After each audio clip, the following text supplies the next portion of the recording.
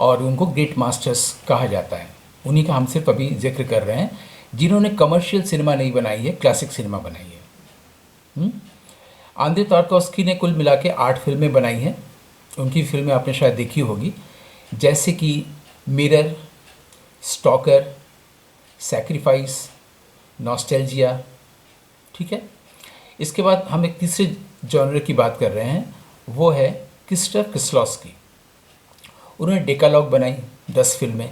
डेकालॉग आप देख सकते हैं, ए short film about love, A short film about killing.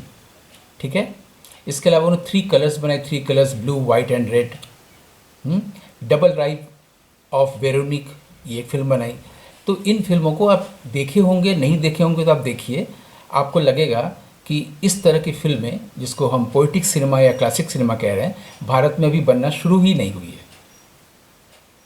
क्योंकि वो जो डिस्टिंक्शन है ना हमारा कॉमर्शियल सिनेमा, आर्ट सिनेमा, वो हमारा एक पर्सपेक्टिव बना चुका है पिछले 70 सालों में। हमें जानना चाहिए कि एक दूसरे तरह का सिनेमा भी है जो आर्ट सिनेमा नहीं है। सिनेमा तो अपने आप में ही आर्ट है। दूसरा जो तरह जो सिनेमा है वो क्लासिक सिनेमा है। क्लासिक सिनेमा में क्या होता है कि फिल्म भाषा का प्रयोग बिल्कुल सही ढंग से किया जाता है, प्रोफाउंड सिंप्लिसिटी के साथ की जाती है। और जब मैंने कहा फिल्म भाषा, तो फिल्म भाषा का मतलब है फिल्म के जो टेक्निकल टर्म्स है उससे भाषा बनी है ना। जैसे मोन्टाज, ये फिल्म की भाषा है, उसका एक टेक्निकल टर्म है। सिनेमेटोग्राफी एक टेक्निकल टर्म है। हमें समझना होगा कि जब किसी छोटी छोटी कई चीज़ों को लेकर के हमें कोई चीज़ इस्टेब्लिश करना होता है, तो उसका कोलाज जो होता है वो मोन्टाज कहलाता है। आप सभी लोग इसको जानते होंगे।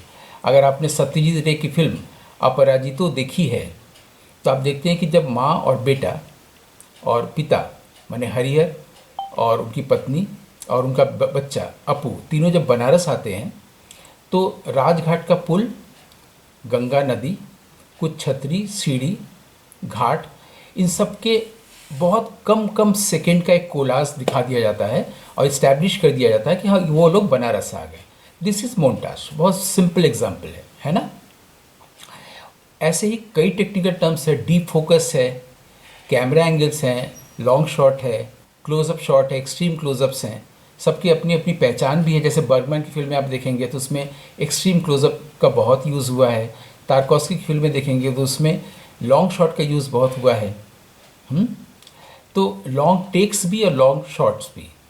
तो सबके अपने अपने पहचान होती है, सबने अपनी भाषा भी डेवलप की होती है, लेकिन वो टेक्निक के आधार पर ही होता है। जैसे कि मैंने कहा एक्सट्रीम क्लोजअप वो एक टेक्निक है। उससे बर्गमैन ने दूसरे ग्रेट मास्टर्स से अलावा अपना एक डिस्टिंक्ट इमेज बनाया है। तारकोस्की ने लॉन्ग टेक्स लेकर के बर्गमैन से अलग अपना एक उस भाषा का प्रयोग करके, टेक्निकल टर्म का यूज़ करके उन्होंने अपनी अलग पहचान बनाई है। ऐसे हर ग्रेट मास्टर एक दूसरे से अलग हैं और सभी एक एक जॉनर हैं। ठीक है। इसी में से 2 चीज़ें आती हैं, एक सिनेमेटोग्राफी और दूसरा होता है मेजॉन सीन, जिस पर आज हम लोग फोकस कर रहे हैं, है ना। तो अब ये देखना होगा कि ये टेक्निकल टर्म्स कौन बनाता है, किसने बनाया है, और ये फिल्म भाषा, फिल्म लैंग्वेज कैसे डेवलप हुई। तो हम लोग जब भी पढ़ने जाते हैं सिनेमा के बारे में, तो सबसे पहले हम लोग के पास 2-3 नाम आते हैं, आइजेंस्टाइन, पुडॉवकिन, कुलुशेव। ये 3 लोग थे जिन्होंने फिल्म भाषा का निर्माण किया या रचना की। इनकी किताबें भी आप पढ़ सकते हैं, जैसे कि फिल्म सेंस है। तो पूरा वर्ल्ड सबसे पहले इन किताबों को पढ़ा है, फिल्म सेंस वगैरह, जैसे मैंने नाम लिया सर्जे आइजेंस्टाइन, पुडॉवकिन आदि का। इन लोगों ने ही इस सारे टेक्निकल टर्म्स को डिफ़ाइन किया है और उसी पर फिल्में भी बनाई हैं। ये रशियन फिल्म मेकर्स थे। अब हमको कहना है कि जैसे मेजॉन सीन पर हम लोग बात करने जा रहे हैं, तो क्या मेजॉन सीन भी आइजेंस्टाइन ने बनाया है, इस टर्म को कॉइन किया है, या इसको पुडॉवकिन ने किया है, या कुलुशेव ने किया है? किसने किया है, कहाँ से आया और इसका मतलब क्या होता है? नहीं होता तो क्या होता है? इस सिनेमा का लैंग्वेज कैसे बना, है ना। आपको जानकर आश्चर्य होगा कि इस टेक्निकल टर्म को मेजॉन सीन, जिसको एफटीआई के बच्चे कहते हैं, उसका एक्चुअल प्रोनाउंसिएशन है मेजॉन सीन। मेजॉन सीन को कॉइन किया है, किसी फिल्म मेकर ने नहीं कॉइन किया है।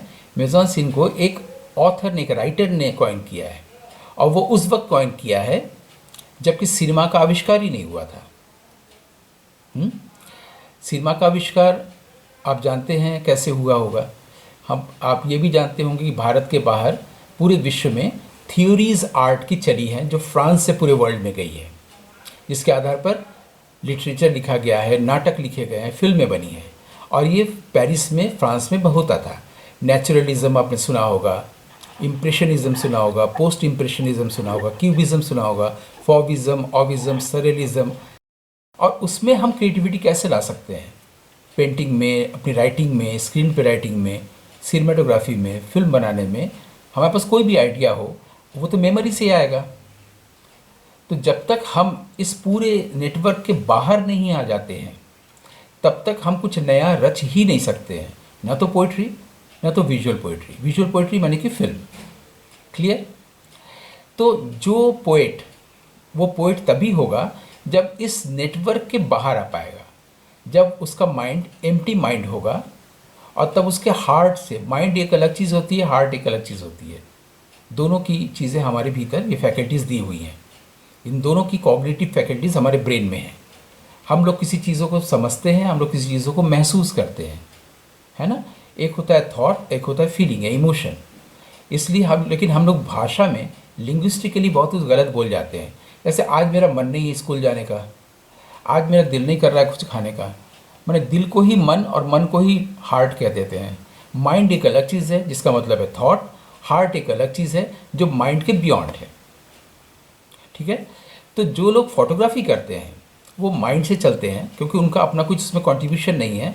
जो देखा उसको क्लिक कर लिया, उनका कोई कंट्रीब्यूशन नहीं है।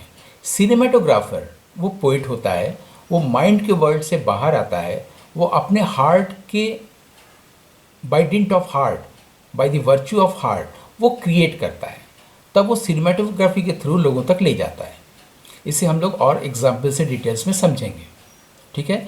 हम लोग उस मोड से मुड़े थे जहाँ पर हम लोग आए थे कि मेजॉन सीन को किसने कॉइन किया। मेजॉन सीन को जिसने कॉइन किया वो फिल्म मेकर नहीं था, और वो उस वक्त फिल्म का आविष्कार ही नहीं हुआ था। तब तक ये सब चीज़ नहीं हुई थी कि naturalism, post impressionism, surrealism, camera, moving images, ये सब नहीं हुआ था। ये 19वीं सेंचुरी की बात है, जब एक बहुत बड़े लेखक, उनका नाम था अलेक्जेंडर ड्यूमा, जिनका कि स्पेलिंग तो DUMAS है, लेकिन उच्चारण है उसका फ्रांस में Dumas, Alexandre Dumas. Alexandre Dumas ने ये कॉइन किया था मेजॉन सीन। अब अगर मेजॉन सीन का कॉइन किया था और फिल्म नहीं था, तो फिल्म का ये टेक्निकल टर्म क्यों बना, या फिल्म के जो स्कॉलर्स हैं वो लोग इसको क्यों लेके आए? क्योंकि मैंने पहले ही 2-3 नाम लिए हैं, आइंस्टाइन, पुडोफ्किन, कुलशेव। इन तीनों ने फिल्म लैंग्वेज बनाया। बाद में इसको फिल्में बनती रही, इसको डेवलप किया दूसरे लोगों ने, जैसे कि आंद्रे बजान, ट्रूफो, गोदार। इन तीनों ने उस फिल्म लैंग्वेज को और आगे बढ़ाया और इसको मास्टर किया, एडवांस किया। इनकी भी किताबें हैं। आंद्रे बजान की किताब काफ़ी वॉल्यूमिनस है और वो काफ़ी महंगी भी होती है, लाइब्रेरी में तो होती है, आप पढ़ सकते हैं।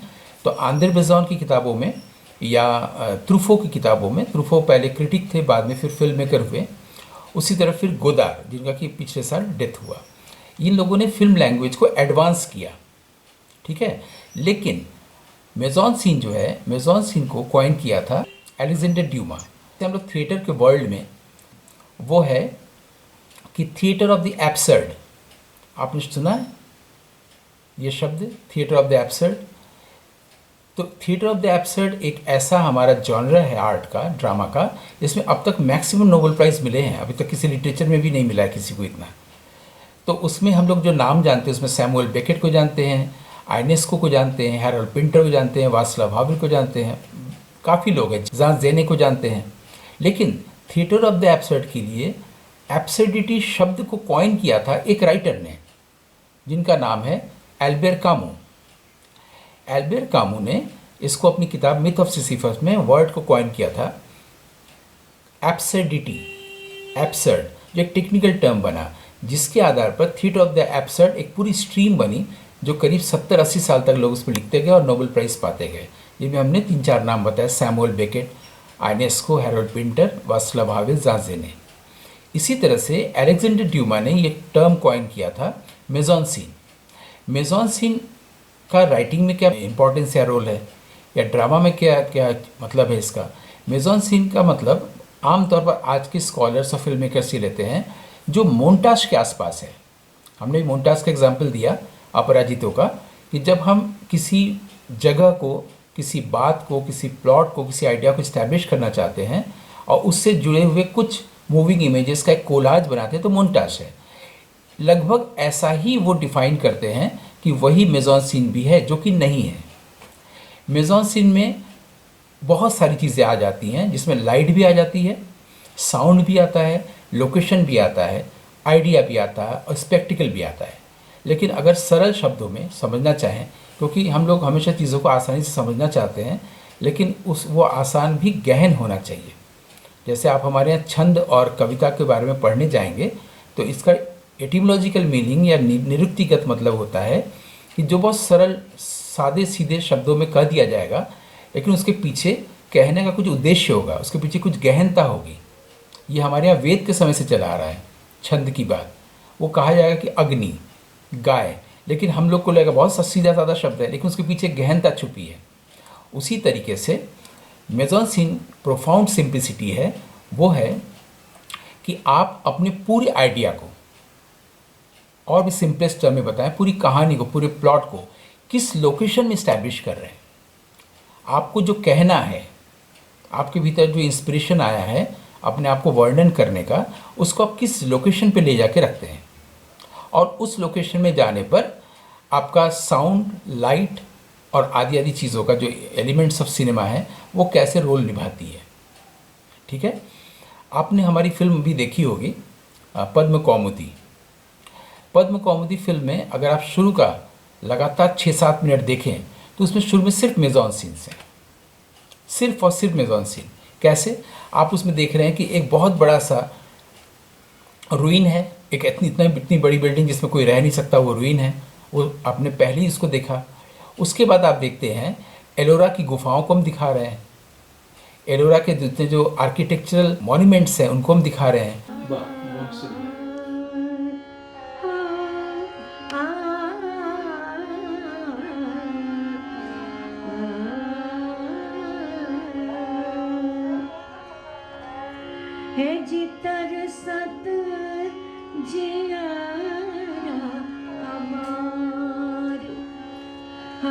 फिर हम दिखा रहे हैं कि एक गली है, एक लॉन्ग शॉट है जिसमें लगातार मूव कर रहे हैं और सिद्धेश्वरी देवी की आवाज़ आ रही है।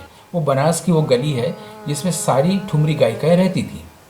ठीक है, अच्छा, ये फिल्म बनी है सिद्धेश्वरी देवी की डिसाइपल कौमुदीबेन मुंशी पर, जो महाराष्ट्र और गुजरात की बहुत बड़ी गायिका थी। उनको वहाँ की लता मंगेशकर कहा जाता था और बॉम्बे में रहती थी। बहुत बड़ी गायिका थी, लेकिन वो सिद्धेश्वरी देवी की डायरेक्ट डिसाइपल थी और वो 40s 50s से लेकर के अभी 2019-20 तक लगातार गाती रही है। ठीक है, अगर मुझे उनके ऊपर फिल्म बनाना है तो कैसे बनाना है? हम उनका परिचय देंगे, उनका जन्म कहाँ हुआ, किनसे सीखा, क्या कैसे गाती थी, और वो फिल्म बन जाएगी। एक डॉक्यूमेंट्री ऐसे ही बनती है, लेकिन वो इस फिल्म में नहीं है, क्योंकि मैं पहले ही डिफाइन कर चुका हूँ कमर्शियल सिनेमा और क्लासिक सिनेमा। क्लासिक सिनेमा का एलिमेंट है मेजॉन सीन, इसलिए इसमें मेजॉन सीन से स्टार्ट किया गया। और जो इसको समझेगा नहीं वो ये समझेगा कि शुरू में हम एलोरा क्यों दिखा रहे हैं,